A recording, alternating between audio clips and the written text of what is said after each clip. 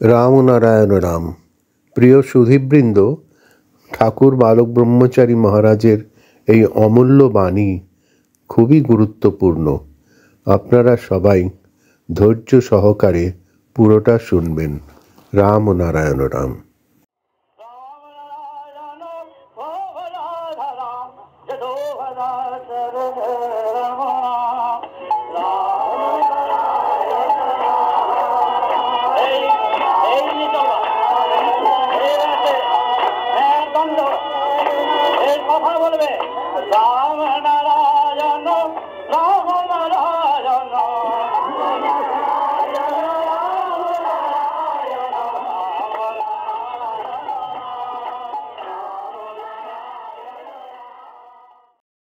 আমার দীক্ষিত যারা যারা আসছে তাদের শুধু সেই গান শোনাচ্ছি।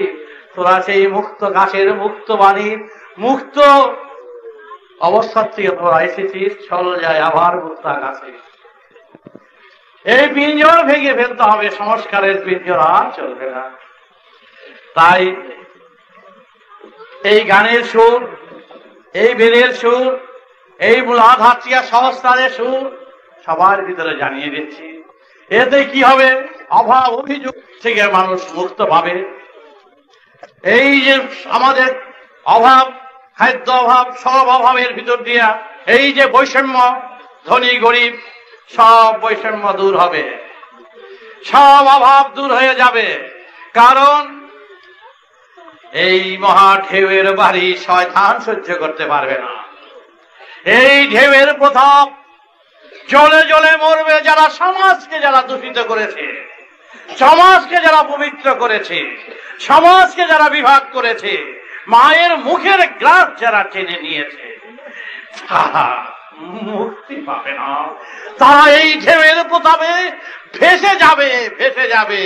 তাই তোমরা আর কিছু নয়, শুধু দলে দলে শুধু বলবে রাম নারায়ণ রাম। এটা মহাসুরধ্বনির সার কথা, সার মর্ম। এটা অর্থ বিরাট, 100 বছরও এর অর্থ শেষ হবে না। সেই অর্থ টেনে এনে তোমাদের কাছে দেওয়া হয়েছে। এই পবিত্র নাম সবাই করবে, তার জন্য করেছি এক সন্তান দল, বেদের প্রচার। বহু বাধা বিভিন্ন সহ্য ওদের করতে হয়েছে। বলছি তখনই, বাধা তোদের নাই, তা তোদের সুবিধা হবে না। যেখানে ঝড় আসবে, বাধা আসবে, অপমান আসবে, লাঞ্ছনা আসবে, গঞ্জনা আসবে, তখনই বুঝবি তোদের সফল হচ্ছে। এ না থাকলে সফল হবে না। কারণ জানো তো, একটা গান গাইতে গেলে মৃদঙ্গ লাগে, করতাল লাগে, কত যন্ত্রপাতি, হারমোনি, টারমোনি, কত কিছু লাগে। তোমাদের এই বেদের গানের যন্ত্র কি? বেদের গানের যন্ত্র হচ্ছে রোগ, শোক, দুঃখ, দৈন্য, দারিদ্রতা, আঘাত, প্রতিঘাত, অপমান, লাঞ্ছনা, নির্যাতন, যত প্রকার যা আছে, এরা হলো তোমার কীর্তনের সঙ্গী। ওরা তাল দেবে, মাঝে মাঝে ক্ষিপ্ত হবে, মাঝে মাঝে খুন চাপবে। না রে না, তোমরা তাল সামলিয়ে যাও, বুঝে যাও, জেনে যাও কত আছে, কত বাধা, কত ঝোঁক। তখন তোমরা বারবেল দিয়ে এক্সারসাইজ করো না, বিরাট বিরাট এক্সারসাইজ করো, এগুলো বারবেল, ডাম্বল, হ্যাঁ গদা ঘুরাও। তোমরা ঘুরাতে ঘুরাতে এগিয়ে চলো, ট্যাঙ্কের মতন চলে যাও, আপনি পড়ে যাবে। ওরা আসতে বাধ্য। কত আর নাচবে? একটা ব্যাঙ যদি হাতিদের লাঠি দেখায়, যা হাতি যাচ্ছে, এটা ব্যাঙ, হাতি যদি রুখে দাঁড়ায়, হাতির অপমান, হাতির অপমান। ব্যাঙ লাঠি দেখাইছে, আর সবাই যদি বলে এই হাতি হাতি শোনো, বলে কি ওই দেখো তোমার ব্যাঙ একটা গেছে, হাতি ব্যাঙ তো করতে দে। তোমরা চলবে বিরাটের পথের পথিক। এইরকম ছুটকি খাটকি, পোকা মাকড়, ব্যাঙ অনেক আছে, করতে দাও। এ তোমাদের ভালোর কথা, ভালো কাজ। ওরা সাহায্য করছে, সেই উপকারটা কোনো নাও না কেন? ওরা খালি নিন্দা করছে, এইটাই বুঝি বড় কথা। ওরা তোমাদের পথ দেখিয়ে দিচ্ছে, ওরা তোমার পথ দেখিয়ে দিচ্ছে। এই গালি গালাজ না দিলে কিন্তু পথ বের হয় না। ওরা তোমাদের পথ জানিয়ে দিচ্ছে, আরো সতর্ক করে দিচ্ছে কেমন করে কোন পথে গেলে আমার এই মহাসারেগ্রাম প্রচার করা যায়। তাই সন্তান দলের পথে নির্দেশ, বিবাদ ভুলে যাও, ঝগড়া ভুলে যাও, একই শিকলের বন্ধনে একত্রিত হয়ে শুধু শুধু তোমাদের সেই নামের তরি ভাসিয়ে যাও। ও ট্যাঙ্ক, ও বয়া কেউ ডুবাতে পারবে না। তাই তোমরা নির্ভয়ে নির্ভাবনায় তোমরা চলো। যেখানে দেখবে তোমাদের খালি প্রশংসা, সেখানে বেশি ভয়।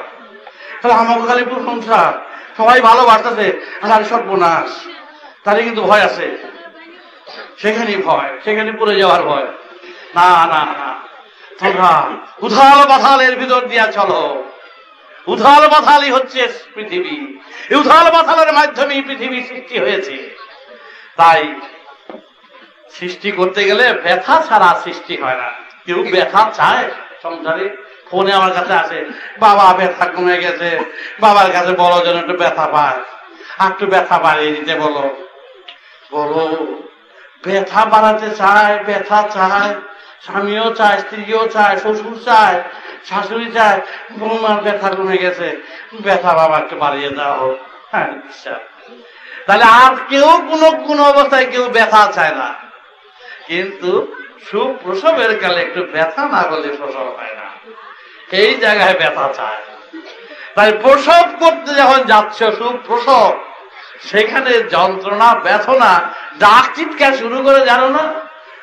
হ্যাঁ, এইবার ঠিক আছে, এইবার ব্যথা চলছে, এইবার বাচ্চা বেরোবে। বুঝতে পেরেছ? তাই তোমাদের মহাকাশের মহাগর্ভে রয়েছে মহানাম, সেই বাচ্চাকে, সেই সুর তোমাদের বার করতে হবে। তাই যন্ত্রণায়, ব্যথায়, নির্যাতনে, অপমানে, লাঞ্ছনায় যখন ধাউ ধাউ করে এই যজ্ঞ জ্বলবে, সকল বুঝবে সুপ্রসব। প্রিয় সুধীবৃন্দ, আশা করি আপনারা আপনাদের মূল্যবান মতামত এবং পরামর্শ কমেন্ট করে জানাবেন এবং সাবস্ক্রাইব করে দেবেন। রাম ও নারায়ণ রাম।